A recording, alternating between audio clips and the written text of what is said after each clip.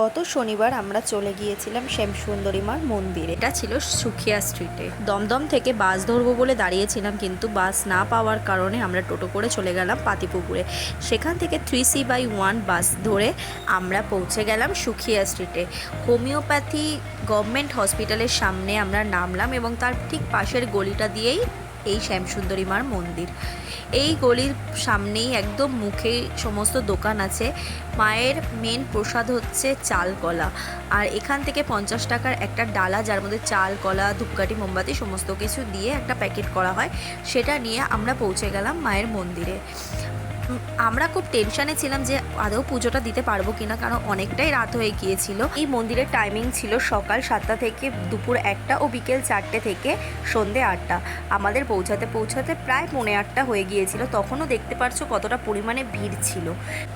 আমরা এইখানে প্রসাদগুলো এবং নাম গোত্র বলে দক্ষিণা দিয়ে জমা করে দিয়েছিলাম। অঞ্জলি দেওয়ার টাইম ছিল না, লাস্ট অঞ্জলি চলছিল, তাই আমরা অঞ্জলি দিতে পারিনি। কিন্তু এত দূর আসলাম, মায়ের মুখ দর্শন করতে পারবো না, তাই জন্য পিছনের রাস্তা দিয়ে আমি ঢুকে গিয়েছিলাম। কিন্তু দুঃখের বিষয় এই যে এতটাই ভিড় ছিল যে মায়ের কাছে অবধি পৌঁছানো যাচ্ছিল না। সবাই বলে এই মা নাকি খুব জাগ্রত, এবং আমার এখানে অনেক দিন ধরে আসার ইচ্ছে ছিল। অবশেষে আমি আসতেও পেরেছি এবং মাকে মন ভরে দেখতেও পেরেছি। দেখো কি অপরূপ সুন্দর মা, মানে একটা শান্তি মেলে এই মাকে দেখলে। তারপরে আমরা মাকে দেখে প্রসাদের লাইনে দাঁড়িয়ে পড়েছিলাম। এখানে ভোগ খাওয়ানো হয় সকাল বিকেল।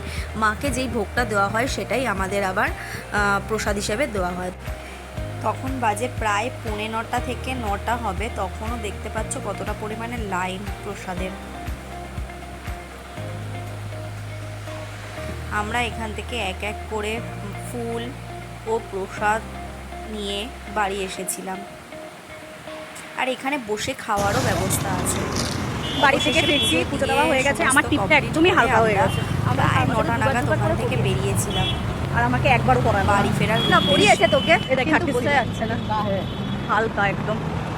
আর একদিন সকালবেলায় আসতে হবে, একটু সকালে আসতে ভালো মতো করে পুজো হবে, আমাদের প্রচুর ভিড় করছি। নেক্সট টাইম আমি ঠিক সকালে যাব। তো ভিডিওটা ভালো লাগলে লাইক কমেন্ট শেয়ার আর চ্যানেলটাকে সাবস্ক্রাইব করে দিও, আর তোমরাও তাড়াতাড়ি যাও।